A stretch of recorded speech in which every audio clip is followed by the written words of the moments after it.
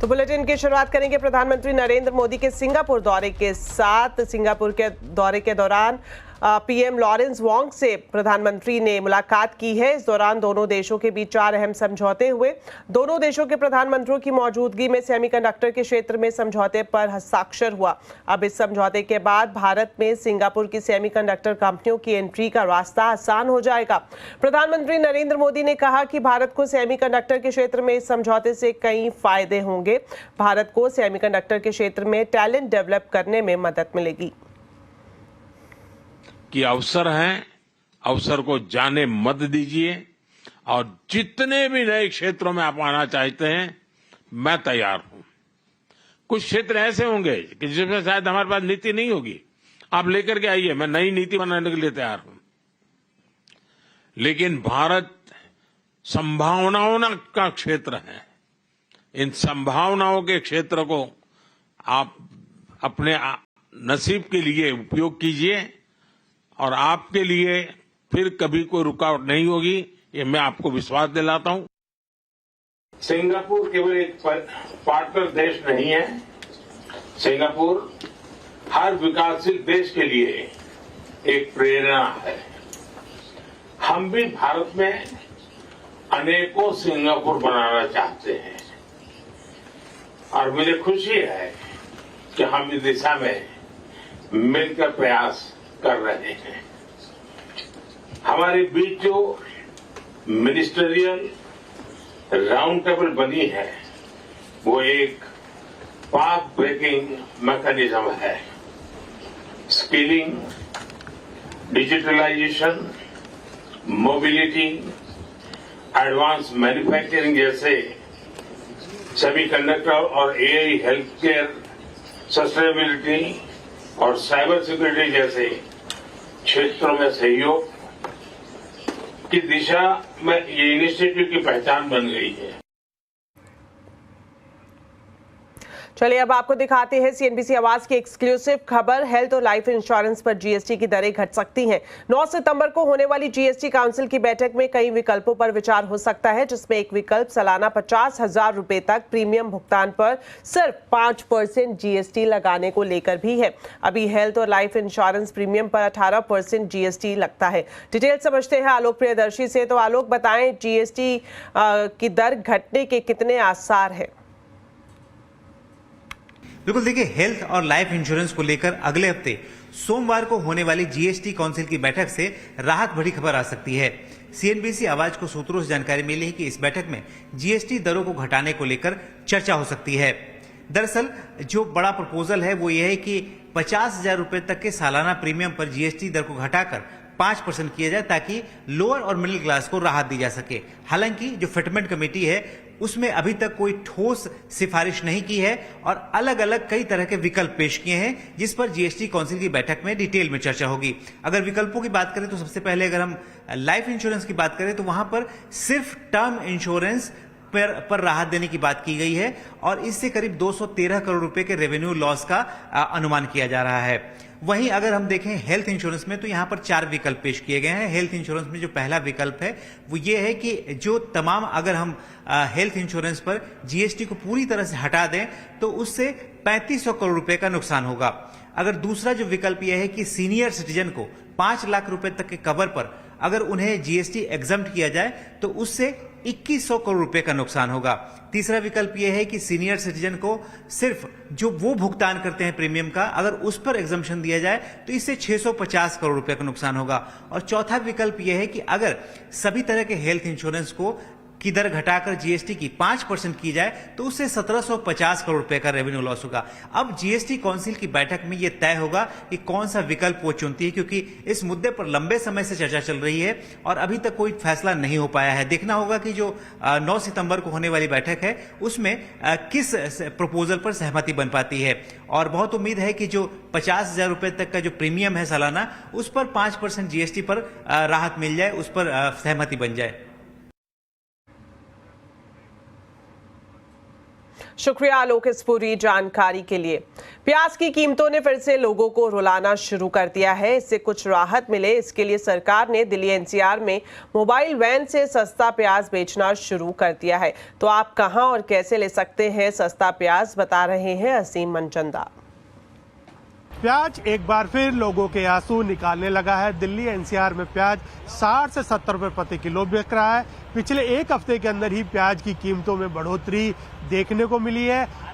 जानकार बता रहे हैं कि इसकी वजह से महाराष्ट्र में जो बारिश हो रही है उसकी वजह से प्याज निकालने में दिक्कत का सामना करना पड़ रहा है और इसी वजह से होलसेल और रिटेल दोनों के अंदर कीमतें बढ़ रही हैं। लोगों को राहत देने के लिए सरकार ने सस्ती दरों पर प्याज बेचने का फैसला किया है।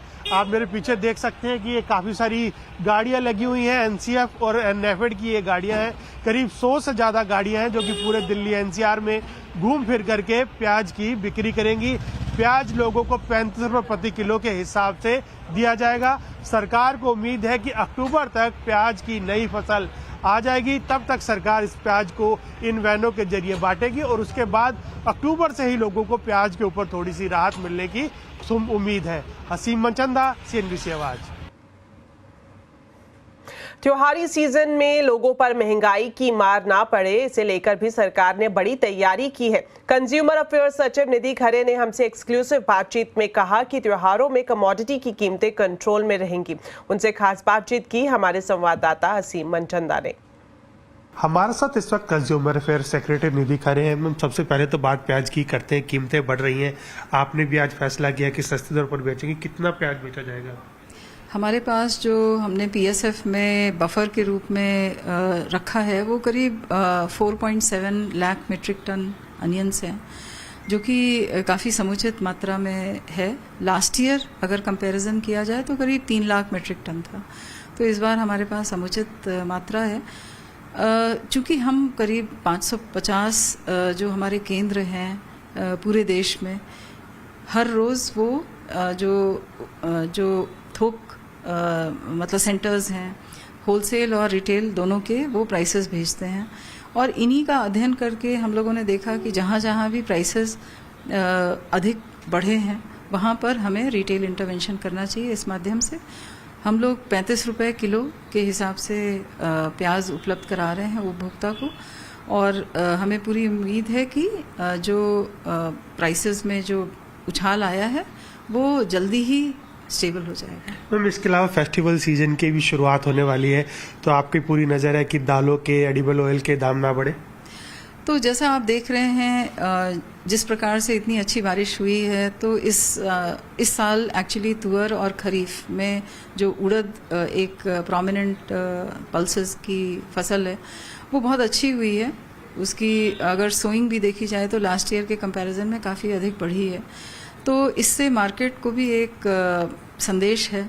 Prices already Mandi prices they have started declining और ये आपको रिटेल में भी दिख रहा है। तो निरंतर दालों के प्राइसेस कम हो रहे हैं।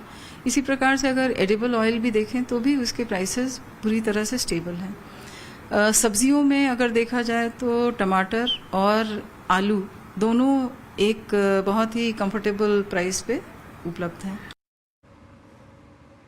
चलिए अब बात बाजार की। निफ्टी वीकली एक्सपायरी के दिन बाजार में कंसोलिडेशन रहा। सेंसेक्स निफ्टी गिरावट के साथ बंद हुए तो मिड कैप स्मॉल कैप शेयरों में खरीदारी दिखी। डिटेल समझते हैं यतिन मोहता से। तो यतिन, आपसे जानना चाहेंगे आज किन सेक्टर्स में एक्शन और कहां सुस्ती दिखाई दी? देखिए, अगर हम निफ्टी गेनर्स की बात करें तो टाटा ग्रुप की कंपनी टाइटन में सबसे ज्यादा आज प्राइस एंड वॉल्यूम एक्शन था। स्टॉक में लगभग 3% का अपटिक आपने देखा। इसके अलावा विप्रो, बीपीसीएल, आईटीसी जैसे काउंटर्स में आपको खरीदारी का मूड माहौल दिखा। लूजिंग साइड पे अगर हम बात करें तो निफ्टी के टॉप लूजर्स में कोल इंडिया, सिप्ला, एमएनएम और ब्रिटानिया जैसे काउंटर दिखाई दे और ऐसे भी ऑटो स्टॉक्स में थोड़ी बहुत आज प्रॉफिट टेकिंग का माहौल था। मिड कैप गेनर्स की बात करें तो येस्टरडे जो लिस्टिंग हुई थी प्रीमियर एनर्जी, उसके यहाँ 20% का आपने अपर सर्किट देखा। तो अच्छी लिस्टिंग के बाद आज भी स्टॉक में मोमेंटम रहा। इसके अलावा गुजरात फ्लोरो, यूटीआई, एएमसी और केईसी इंटरनेशनल जैसे काउंटर्स में भी खरीदारी का मूड माहौल आपको आता हुआ नजर पड़ा। स्टॉक जहां प्रॉफिट टेकिंग थी, खास करके सीसीएल प्रोडक्ट्स येस्टरडे के मूव के बाद आज थोड़ी बहुत profit taking. Mazagaon dock, oil India जैसे पीएसयूज में भी मुनाफा वसूली और प्रेस्टीज एस्टेट्स के स्टॉक में भी आपने लगभग 5% का डाउनटिक देखा। शुक्रिया यतन इस मार्केट अपडेट के लिए। चलिए अब खबर हरियाणा से, जहां पर विधानसभा चुनाव के लिए बीजेपी ने उम्मीदवारों की पहली लिस्ट जारी कर दी है। इसमें 67 नामों का ऐलान किया गया है। इनमें 8 मंत्रियों को दोबारा टिकट मिला है, 25 नए चेहरे शामिल किए गए हैं, 9 विधायकों का टिकट काटा गया है। राज्य के मुख्यमंत्री नायब सिंह सैनी को लाडवा से उम्मीदवार बनाया गया है, जबकि अनिल विज को अंबाला सीट से कैंडिडेट बनाया गया है। अरविंद शर्मा को गोहाना सीट से और घनश्याम अरोड़ा को यमुनानगर से टिकट दी गई है। इस लिस्ट में जेजेपी के 3 पूर्व विधायकों को भी टिकट दिया गया है। आपको बता दें कि हरियाणा विधानसभा की 90 सीटों के लिए एक ही चरण में मतदान होगा। हरियाणा के सभी 90 सीटों पर 5 अक्टूबर को मतदान होगा और चुनावी नतीजे 8 अक्टूबर को आएंगे। तो क्या हरियाणा में इस बार कांग्रेस की सरकार बनेगी या विपक्षी वोटों का बंटवारा बीजेपी की नैया फिर से पार लगा देगा? कैसा है इस बार हरियाणा का दंगल? आज आवाज अड्डा में इसी पर करेंगे बड़ी चर्चा शाम 7:57 पर।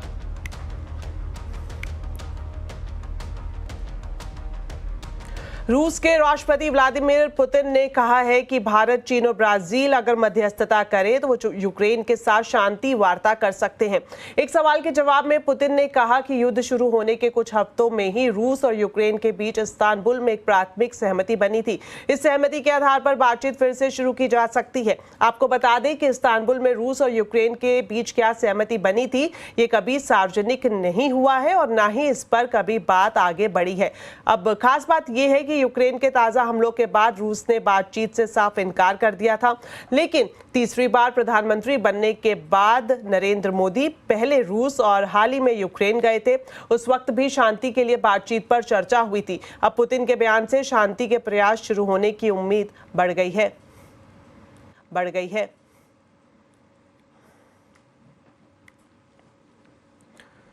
तो चलिए फिलहाल वक्त हो गया एक छोटे से ब्रेक का, लेकिन खबरें अभी और भी हैं। आप देखते रहिए आवाज समाचार।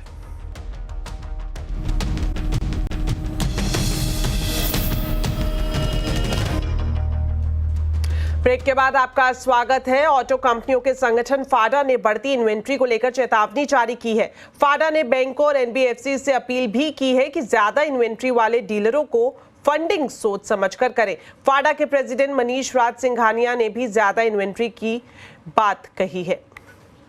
कुछ ओईएम ने तो ऑफिशियली डिक्लेयर किया हम बिलिंग कम कर रहे हैं या होलसेल कम करने की कोशिश कर रहे हैं, पर उसके बावजूद भी ये देखा गया है कि अगस्त माह में जो है होलसेल जो है करीब 20-25 हजार जो है रिटेल से ज्यादा चल रहा है। तो डेफिनेटली इन्वेंट्री बढ़ी होगी।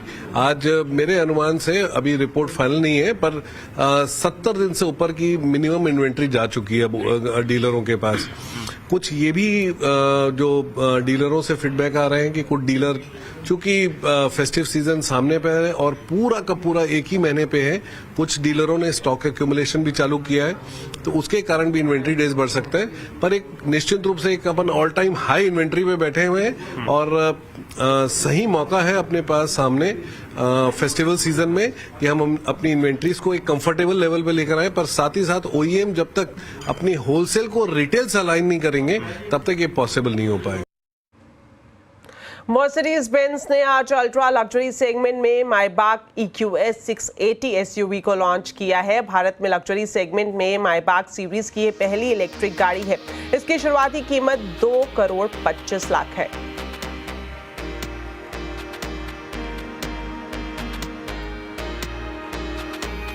तो इस सुपर लग्जरी गाड़ी के फीचर्स बता रहे हैं सहयोगी कुमार संजय। मर्सिडीज की सुपर लग्जरी कार जी हाँ भारत में आ चुकी है। नाम है मेबैक EQS 680 SUV। इसकी खासियत है क्योंकि इलेक्ट्रिक है तो फर्स्ट जो है वो है रेंज 611 किलोमीटर फुल चार्ज में, और इसमें 2 इलेक्ट्रिक मोटर लगा हुआ है जिसका पावर आउटपुट है 648 bhp। तो आप समझ सकते हैं जब किसी गाड़ी में इतनी पावर हो तो उसकी रफ्तार कितनी होगी। जी हाँ, 100 किलोमीटर स्पीड 4 सेकंड में छू लेती है, और इसमें 122 किलोवाट का बैटरी पैक लगा हुआ है। दिखने में काफी खूबसूरत है, सिंपल है, सोबर है। आप देख सकते हैं ये जो ग्रिल है पूरी तरह से वर्टिकल लाइंस यहाँ पर दिया गया, और यहाँ पर सामने कैमरा दिया गया, और जो इसका रडार सिस्टम है वो ठीक इसके इनसाइड है, और यहाँ पर मर्सिडीज का स्टार लोगो और मेबैक यहाँ पर इंदर। लेकिन इसके इंटीरियर में क्या है, क्योंकि जो लग्जरी गाड़ियां होती हैं उसकी परिभाषा उसके इंटीरियर में होता है। चलिए आइए आपको दिखाते हैं इंटीरियर में क्या है।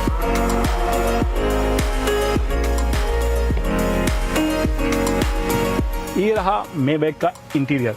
अंदर बैठते ही आप पहला जो गौर करेंगे कि इसके डैशबोर्ड में कहीं भी कुछ भी नहीं मिलेगा। एक बड़ा सा ह्यूज 56 इंच का स्क्रीन दिया गया। जी हाँ, इस सेगमेंट में किसी भी गाड़ी में इतना बड़ा स्क्रीन नहीं दिया गया। और एक और खासियत है कि इस स्क्रीन में कर्व इस्तेमाल किया गया और कहीं भी आपको बटन नहीं मिलेगा, हर जगह आपको टच मिलेगा। लग्जरी मतलब क्या, आप बताते हैं। आप हल्का सा टच कीजिए और आप गौर से देखिए, ये जो डोर है अपने आप बंद हो गया।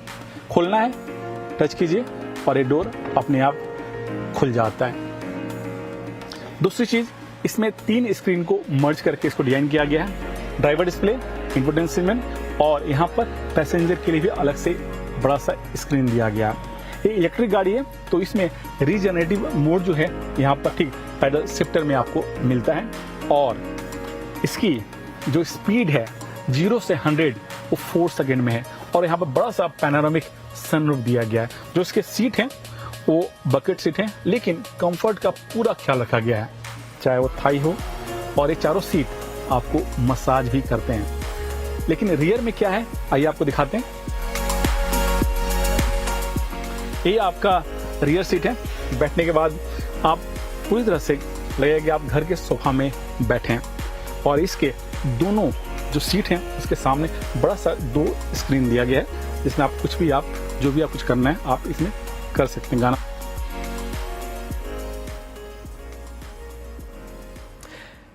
पेरिस पैरालंपिक का आज 8वां दिन है। 7वें दिन भारत ने 4 पदक जीते और इनमें 2 गोल्ड मेडल भी शामिल है। हरविंदर सिंह ने पैरालंपिक में गोल्ड मेडल जीतने वाले पहले भारतीय तीरंदाज बनकर इतिहास रच दिया। वहीं धर्मवीर ने देर रात क्लब थ्रो में गोल्ड अपने नाम किया। प्रणव सूरमा ने क्लब थ्रो में ब्रॉन्ज अपने नाम किया। और आज भी भारतीय खिलाड़ी के जूडो, शूटिंग, आर्चरी और एथलेटिक्स समेत कई खेलों में शानदार प्रदर्शन की उम्मीद है। पेरिस गेम में भारत के कुल मेडल्स की संख्या 24 पहुंच गई है। इनमें 5 गोल्ड, 9 सिल्वर और 10 ब्रॉन्ज मेडल्स शामिल है। ये भारतीय पैरालंपिक खिलाड़ियों का पैरालंपिक इतिहास में सर्वश्रेष्ठ प्रदर्शन है। फिलहाल भारत 13वें नंबर पे है।